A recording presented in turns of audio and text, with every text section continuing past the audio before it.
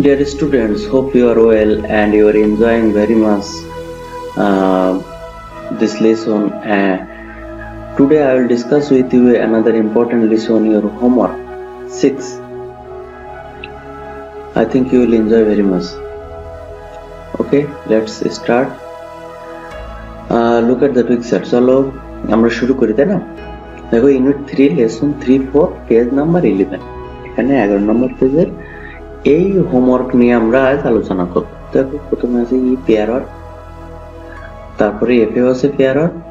তো আমরা চলো আমরা শুরু করি। আমাদের পেয়ার ওয়ার্ক কি আছে আমরা একটু দেখি, তাই না? তো ঠিক আছে, আমি শুরু করি। তার আগে দেখো এখানে আমি তোমাদের ডি এর একটা বিষয় এখানে দেখেছি, রিড অ্যান্ড সে, দেখো এবং পড়ো। তো আমি তোমাদের প্রথমে এই টেবিলটি সম্পর্কে, এই হোমওয়ার্কটি কমপ্লিট করার জন্য এই টেবিলটি সম্পর্কে আগে একটি ধারণা দেব। যদিও আমাদের যখন আমরা লেসনগুলো আলোচনা করেছি তখন দিয়েছি, তবে হোমওয়ার্কের ক্ষেত্রে এইটা যদি ধারণাটা পুরো পাও তাহলে তোমাদের হোমওয়ার্কটা কমপ্লিট করা খুব সহজ হয়ে যাবে। দেখো এখানে আছে name 6 PM, 8 PM, 9 PM, 10 PM, 11 PM, মানে 6টা, 8টা, 9টা, 10টা, 11টা এইভাবে লেখা আছে। তিনটা নাম আছে, সৈকত, তার মাদার এন্ড ফাদার। সৈকত তার পিতা এবং মাতা। তো কে কি করে, কয়টার সময়? 6 PM, 6টায় কি করে, 8টায় কি করে, 9টায় কি করে, 10টায় কি করে, 11টায় কি করে, কে কি কাজটা করে সেটা এখানে খুব সুন্দরভাবে দেওয়া আছে, তাই না? এটা যদি মনে থাকে, এটা যদি খুব মনে করতে পারি আমরা, তাহলে খুব সহজেই আমরা এই হোমওয়ার্কটি কমপ্লিট করতে পারবো। দেখো সৈকত কি করে, 6 PM স্টাডি, পড়াশোনা করে, 8 PM ওয়াচ টিভি দেখে, 9 PM ইট ডিনার, 9টার সময় খায়। দেখো পুরো পরিবারটাই 9টার সময় খায়, ইট ডিনার মানে রাতের খাবার, তাই না? তাহলে সৈকত 10 PM কি করে, হেল্প মম মানে সাহায্য করে তার মাকে। 11 PM কি করে, গো টু বেড মানে ঘুমাতে যায় বা বিছানা যায়, তাই না? মাদার কি করে, 6 PM কুক রান্না করে, 8 PM সিউ সেলাই করে, আর 9 PM ইট ডিনার খাবার খায়, তাই না? সবাই একসাথে খাবার খায়। তারপরে 10 PM সৈকতের মাদার কি করে, ওয়াশ ডিশেস মানে থালা বাসন ধৌত করে, তাই না? তারপরে 11 PM কি করে সৈকতের মা, এই যে ওয়াচ টিভি, এই যে 11টার সময় সে টিভি দেখে। তার ফাদার কি করে, রিড পড়াশোনা পড়ায় কখন, 6 PM 6টার সময়। 8টার সময় কি করে, ওয়াচ টিভি দেখে। 9টার সময় 9 PM কি করে, রিড ডিনার। আর 10 PM হেল্প হিজ ওয়াইফ, তার স্ত্রীকে সাহায্য করে কি, সে 10টার সময়। তারপরে 11 PM কি রাইট, তার পিতা কি করে, লেখে। তো আমি সংক্ষেপে ধারণা দিলাম, আশা করি পূর্বের পাঠগুলো দেখলে তোমরা বুঝতে ভালোভাবে বুঝছো। তারপরে একটু ধারণা দিলাম এই আমাদের এই আজকের হোমওয়ার্কটি কমপ্লিট করার জন্য। তো ঠিক আছে, আমরা আমাদের মূল হোমওয়ার্কে যাই এখন। তো এই হোমওয়ার্কে যাওয়ার আগে হোমওয়ার্কের কাজ করব আমরা, পাশাপাশি আমরা উপরে টেবিলটিও দেখবো। সেজন্য আমি টেবিলটি এখানে দিয়ে রেখেছি যাতে সহজে তোমরা ওখান থেকে নিয়ে টেবিলটি পূরণ করতে পারো, তাই না? কমপ্লিট করতে পারো, এই হোমওয়ার্কটি কমপ্লিট করতে পারো। আচ্ছা তো ঠিক আছে, দেখো ই এখানে তোমাদের হোমওয়ার্কে প্রথমে আছে ই পেয়ার ওয়ার্ক। পেয়ার ওয়ার্ক মানে যুগল কাজ, পেয়ার মানে যুগল, ওয়ার্ক মানে কাজ, পেয়ার ওয়ার্ক মানে যুগল কাজ। আস্ক প্রশ্ন করো, এন্ড এবং আনসার উত্তর দাও, দা কোশ্চেনস মানে প্রশ্নগুলোর উত্তর দাও, about the table in the activity মানে অ্যাক্টিভিটি ডি টেবিলে যা আছে, এই টেবিলের যা আছে এই অনুযায়ী এই প্রশ্নগুলো উত্তর দিতে হবে, তাই তো? তো ঠিক আছে, আমরা দেখি কি আছে। দেখো এখানে এক্সাম্পলস মানে উদাহরণ, একটা উদাহরণ দেওয়া আছে যে কিভাবে কাজটি করতে হবে। তো দেখো, what does Saikat do at 6 o'clock মানে হোয়াট ডাজ কি করে, সৈকত ডু কি করে, হোয়াট মানে কি, সৈকত ডু করে, এট 6 o'clock মানে সৈকত 6টার সময় কি করে। দেখো সৈকত 6টায় কি করে, স্টাডি, তাহলে কি, হি স্টাডিজ, সে কি করে, এর পরে স্টাডিজ জায়গায় স্টাডিজ বসানো হয়েছে, থার্ড পারসন সিঙ্গুলার নাম্বার, ভার্বের শেষে এস বাই এস যোগ হয়, তাই তো? সেভাবে যোগ আছে। তাহলে সৈকত কি করে 6টার সময়, হি স্টাডিজ, সে পড়াশোনা করে। আচ্ছা দেখি তারপরে কি আছে আমাদের, হু সিউজ, হু মানে কে, সিউজ সেলাই করে এট 8 o'clock, কে 8টার সময় সেলাই করে। তাহলে দেখো 8টার সময় সেলাই করে, সিউ সেলাই, এই যে মাদার 8 PM, দেখো সিউ। সৈকত, তাহলে কে সেলাই করে, সৈকত মাদার, সৈকতের মা, 8টার সময়। খুব সহজ না? এই টেবিলটি যদি ভালোভাবে মনে রাখো বা সামনে থাকে আর মানেগুলো বুঝতে পারো তাহলে খুবই সহজ। এরপরে কি আছে দেখো, when মানে কখন, ডাজ সৈকত ফাদার্স, সৈকতের পিতা রিড, সৈকতের পিতা কখন পড়ে? দেখো এখানে সৈকতের পিতা ফাদার, এই যে রিড তাহলে কয়টা? 6 PM। দেখো at 6 o'clock, at 6 o'clock, তাই না? সৈকত ফাদার কখন পড়ে? at 6 o'clock, 6টার সময় সে পড়ে, তাই না? তো আমার মনে হয় খুব সহজে বুঝতে পেরেছো, কারণ বাংলা অর্থ সহকারে আমি তোমাদের বলেছি। তো এরপরে দেখি আমাদের কি আছে। তো এরপরে লেসনে যাওয়ার আগে আমরা টেবিলটি অবশ্যই দেখবো। টেবিলটি দেখে আমরা কাজটি করব, টেবিলটি সাহায্য নিয়ে, তাহলে সহজ হবে। তো আমি তোমাদেরকে অনুরোধ করছি, যারা এখনো চ্যানেলটি সাবস্ক্রাইব করেন অবশ্যই সাবস্ক্রাইব করে রাখো এবং পাশে থাকা বেল আইকনটি বাজিয়ে রাখো যেন পরবর্তী পার্টগুলো তোমরা সহজে পেতে পারো। তো চলো আমরা শুরু করি। দেখো পেয়ার মানে যুগল কাজ, আনসার উত্তর দাও, দা কোশ্চেন গুলো, তাই না? ইউজ দা প্রেজেন্ট কন্টিনিউয়াস, প্রেজেন্ট মানে বর্তমান, কন্টিনিউয়াস মানে চলমান, বা এটা যদি ভালো বাংলা আমরা বলি ঘটমান বর্তমান, মানে বর্তমানে যে কাজটি করছি, মনে করো এখনই করছি আমি, এখন কি কাজ করছি সেটাই। হ্যাঁ, হতে পারে এখন 6টা বাজে, এখন 8টা বাজে, এখন 9টা বাজে, এই সময় আমি কি কাজ করছি সে বিষয় নিয়ে আমরা এখন আলোচনা করব। তো ঠিক আছে, দেখা যাক এখানে এক্সাম্পল, এখানে একটা উদাহরণ দেওয়া আছে। হ্যাঁ, ইট ইজ 6 o'clock, মনে করো এখন 6টা বাজে, তাই তো? তুমি ধরে নাও এখন 6টা বাজে। What is Saikat's mother doing, মানে হোয়াট কি করছে সৈকতস মাদার, সৈকতের মা। ডু মানে করা, টু থেকে ডুইং, ডু মানে করা, ডুইং মানে আইএনজি যোগ হয়েছে প্রেজেন্ট কন্টিনিউয়াস টেন্স, এখানে এর সাথে আইএনজি যোগ করা হয়েছে এই জন্য যে কন্টিনিউয়াস, যে চলমান, ঠিক আছে? এই যে কন্টিনিউয়াস, এই চলমান, এখন সৈকতের মাথা কি করছে সেই জন্য এখানে আইএনজি যোগ হয়েছে। at 6 o'clock, তাহলে কি করছে? at 6 o'clock সৈকত's mother is cooking, দেখো 6টার সময়, এই যে 6 PM বা 6 o'clock এই যেটা আছে, তাহলে সৈকত মাদার এই কি করে? কুক, রান্না করে। ঠিক আছে, তো মনে করো এখন 6টা বাজে, তাহলে এখন 6টার সময় কি করছে? সৈকতের মা কি রান্না করছে। at 6 o'clock সৈকত's mother is cooking, সৈকতের মাদার, এই কুক আছে মূল ভার্ব, ঠিক আছে? এর সাথে আইএনজি যোগ হয়েছে, কন্টিনিউয়াস করা হয়েছে, এই যে কন্টিনিউয়াস করা হয়েছে।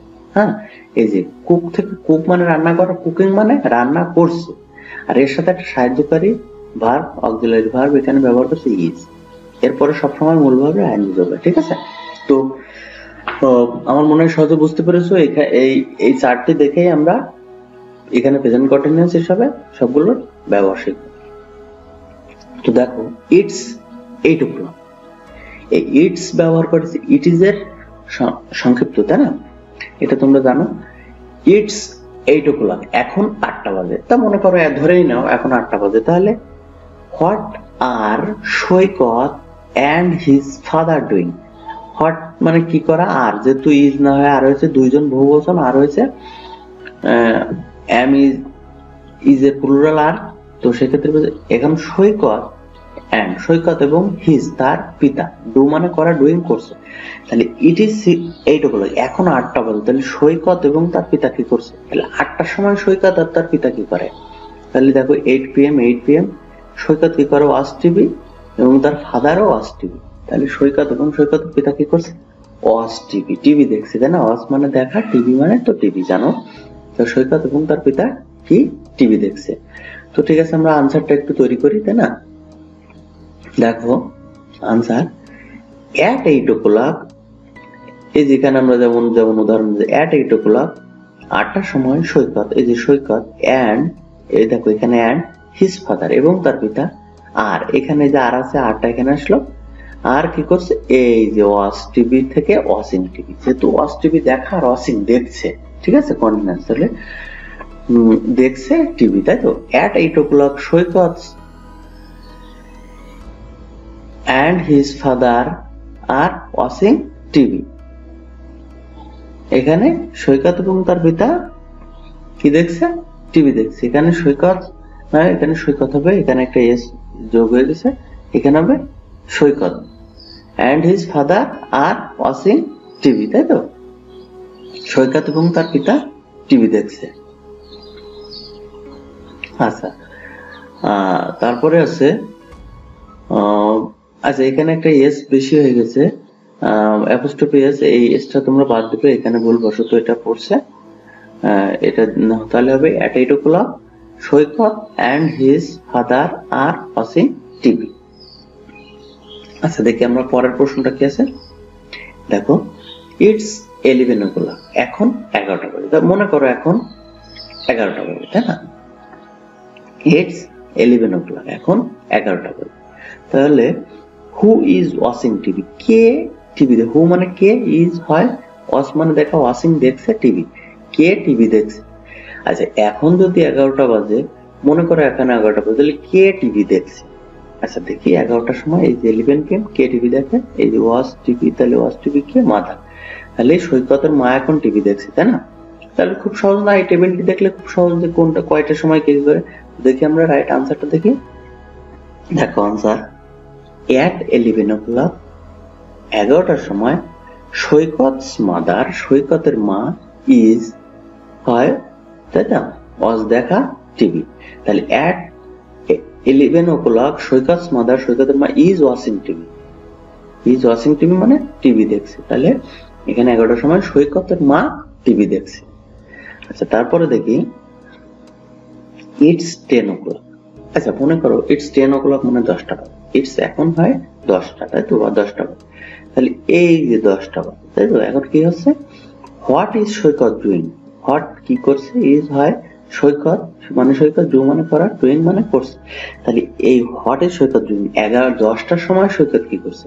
আচ্ছা, দেখি 10টার সময় এই যে সৈকত এখানে কি করে, হেল্প মম, তার মাকে সাহায্য করছে। তাহলে আমরা রাইট আনসারটা দেখি কিভাবে লিখতে হবে, তাই না?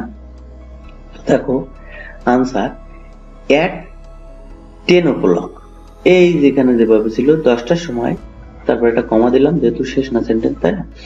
সৈকত কি করছে, ইজ হয় হেল্প মানে সাহায্য করে, তাহলে হেল্পিং, সাহায্য করছে, মূল verb help. Saikat is helping his mother, his মানে তার, মাদার মানে মা। তাহলে সৈকত ইজ হেল্পিং হিজ মাদার, সৈকত তার মাকে সাহায্য করছে। at 10 o'clock Saikat is helping his mother. তাহলে এখন 10টার সময় কি করছে, সৈকত তার মাকে সাহায্য করছে।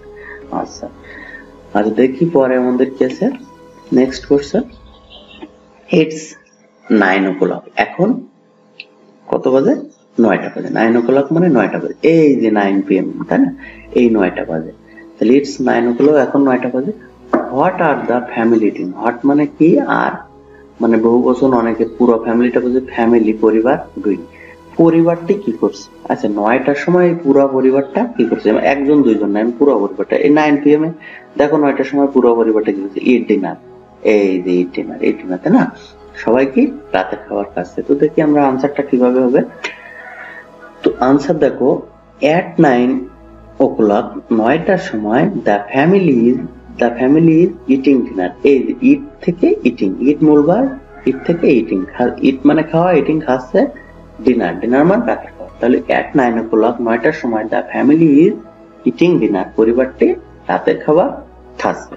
তো ঠিক আছে প্রিয় শিক্ষার্থী বন্ধুরা, ভালো থেকো সবাই।